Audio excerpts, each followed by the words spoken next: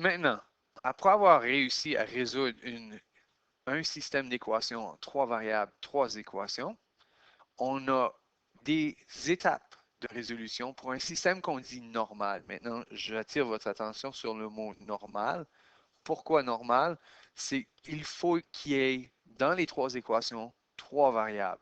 Il y a des systèmes où des fois, on retrouve que 2 variables dans une équation, 2 autres variables dans une autre équation, et ainsi de suite. On ne dit pas que c'est des systèmes normaux. Donc, première étape, qu'est-ce qu'on doit faire? La première chose, on doit réduire le système à 2 équations à 2 variables, soit en substituant ou même en éliminant la même variable dans les 2 paires d'équations différentes. Donc, on élimine le z, par exemple, dans l'équation 1,3. Ensuite, on le fait dans le 2,3 ou encore le 1,2.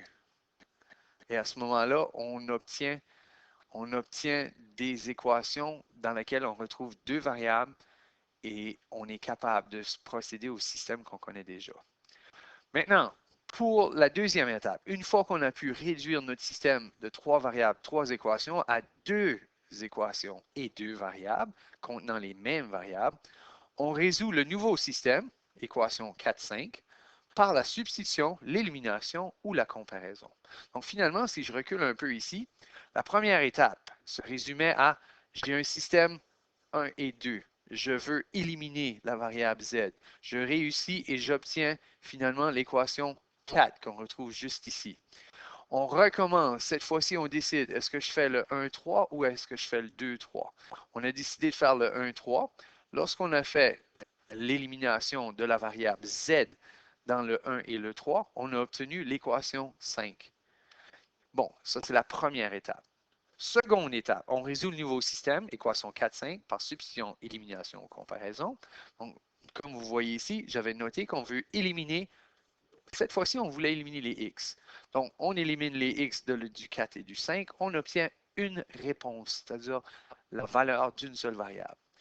On prend cette valeur et on remplace soit dans la 4 ou dans la 5, puisqu'ils contiennent seulement 2 variables, dont une, celle-là, étant le y.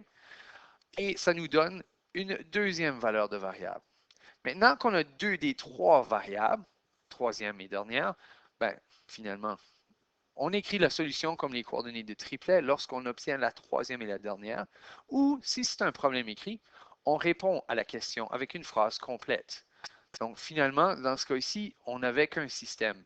Donc, j'ai réussi à aller chercher la troisième variable en mettant dans l'équation numéro 3, qui semblait la plus facile dans ce cas-là. Donc, on obtient la réponse moins 3, moins 3, 2 et 1. Et à la suite, on dit, voici ma réponse. Ce n'était pas un problème écrit, donc je n'ai pas besoin d'écrire les nombres sont et ainsi de suite. Donc, voici les étapes de résolution pour un système qu'on considère étant normal.